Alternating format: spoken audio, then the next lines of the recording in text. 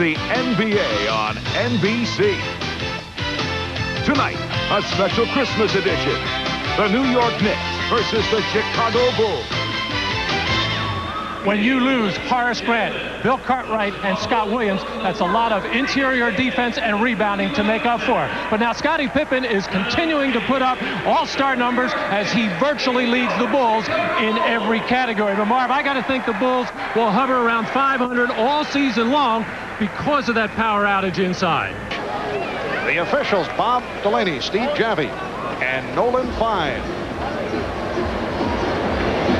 Friday night, here at home at the new United Center, the Bulls beat Indiana convincingly 116-92 after losing to the Pacers in Indianapolis, while the Knicks last played Thursday night at Madison Square Garden. They blew a 16-point first-half lead and lost to Cleveland. Not able to put it down. Good hustle, though. Pippen got it back. Pippen with much room. Fires. Yes. Three-pointer for Scottie Pippen. Well, he blew by Scottie Pippen on the first drive, just did not take enough time to finish on the play. And Scottie Pippen hits the three again. Is the shooting of Scottie Pippen. When he shoots 48 or close to 50%, the Bulls generally play well. That time he made sure he's behind the three-point line, and here just eyeing the rim as the defense not coming up on him. Ronhofer to give the Knicks an 11-8 lead. Pippen for three again. Scottie Pippen from downtown for the third time.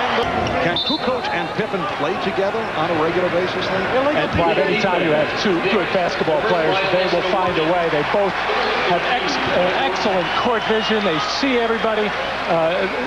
They're outstanding team players. The problems that Kukoc has are at the defensive end. He still makes a lot of defensive errors. He doesn't have a toughness inside, nor is he a good rebounder. He's used to playing out on the floor, but they can play together. So the illegal defense call against the Knicks. Oakley trying to save, and Pippen on the recovery.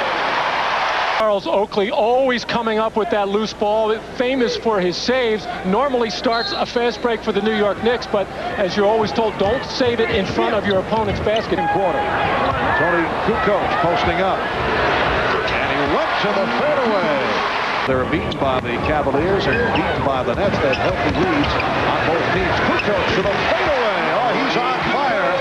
3 for 3 for the Knicks here in Chicago. Here's Kukoc with a great move, going left around Oakley. Other than Pippen, nobody looks sharp, but since this guy, Toni Kukoc, has come off the bench, everybody has started to play well again. I believe that coaches and players don't read the papers. I mean, that's nonsense. Here's Pippen, and it cuts it to a three-point lead. Knicks lead by 2, 35 seconds remaining in the half. Kukoc, serving up a facial. His tape job on his ankles here as Toni Kukoc off the dribble with a little bit of a head fake to the right and just blows by Patrick Ewing, and nobody for New York can get there in time, mainly because that floor is spread. But Fox. Pippen with the box out. Pippen all the way. Looked like the Knicks just collapsed. Oakley going to the basket again. They really have had terrific communication in this ballgame. Nicely done. Scottie Pippen on a spin. Pippen has 20. Who can do some damage in the low post, especially against Charles Smith, who just does not have the lateral movement to play Pippen. With the tee, the Knicks lead is now 4 with 3:40 remaining in the third. Pippen with a one-on-one move against Anthony Mason. It brings the Bulls within 2. Floor spread, and Kukoc and Pippen have had their way with the New York players as far as taking them off the dribble. New York's help just comes too late as Mason was under control. Scottie Pippen. So the Bulls with a 7-0 run. They've hit their last 4 shots, and they trail by only 2. If they understood each other. The steal by Pippen. Pippen all the way, and he hits, plus the foul. Well, in this situation, when you commit a foul, you want to do it with enough steam to not allow the shot. Hubert Davis called for the foul, but did not prevent the shot by Pippen. Well, you know, Hubert Davis is carrying that soft label defensively, that he is not physical enough, and I'm sure that's on his mind here. He wants to try to get the arms of Pippen from getting up in the scoring area, but really doesn't do it hard enough. 5 on the 24. Kukoc for 3. 17 points for Toni Kukoc. In effect, the Knicks are not able to clamp down on opponents the way they have in the past. Foul is called, and it is a flagrant. Toni Kukoc taking a shot. Anthony Mason called for the flagrant, and Kukoc is shaken up. As I said, the Knicks have not been able to clamp down, but that was an over-aggressive move by Mason. Well, Tony able to beat Charles Oakley here. Mason coming over to help out, and the obvious is the last couple of times that people have gone to the basket. Pippen around Ewing, and he's grabbed. He's fouled. That's number 4 on Patrick Ewing.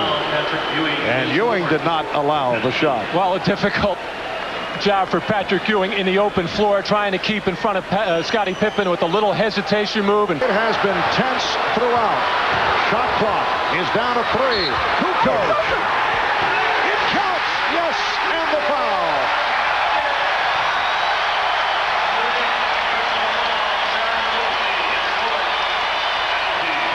Foul committed by Oakley is 4th, and Kukoc will go to the line. Lead by 3.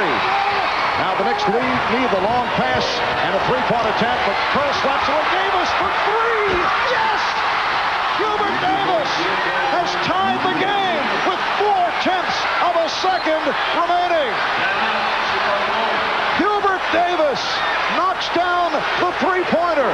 Well, this was a terrible pass by Anthony Mason. Again, looking for the long home run pass to Charles Smith, overthrown, and Steve Kerr, all he has to do is catch this ball, but instead he decides to slap it and right into the hands of the open Hubert Davis as Steve Kerr puts his hands on his head as Patrick Riley has said, yes, there is still life in the New York Knicks. It looked like the Bulls were comfortably in front down the stretch. The Knicks were able to get back into it, and they tied the game on a last-second 3-point heave by Hubert Davis.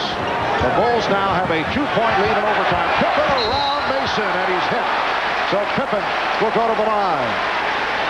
New York personal foul, Anthony Mason. Well, normally the Chicago Bulls come down and run their triangle offense. This time, Phil Jackson is calling a specific set play, and it's going to be a pick-and-roll situation with Scottie Pippen and Dickie Simpkins on the left side of the floor. But the whole underneath part of the basket is empty as the Bulls raised up, and the Knicks followed suit and left that driving opportunity for Pippen. 2-man plays. The next foul by the Knicks will put them over the limit. Pippen on the drive. Yes! Scottie Pippen again. That equals his season high. He has 36. The Bulls lead by 3. And all 7 of Chicago's points in this overtime. Pippen has been thinking drive all night. He feels he can beat any of the Knick defenders, gets through the seam, goes up for the sky hook, and able to knock it down for his 7th point in this overtime to give his team a 3-point lead. Knicks down by 3. Looking to set up Davis, who was picked up on a switch. Final seconds, they can't find the shot. Davis this time is blocked by Pippen, and time runs out on the Knicks. Pippen again stops Smith.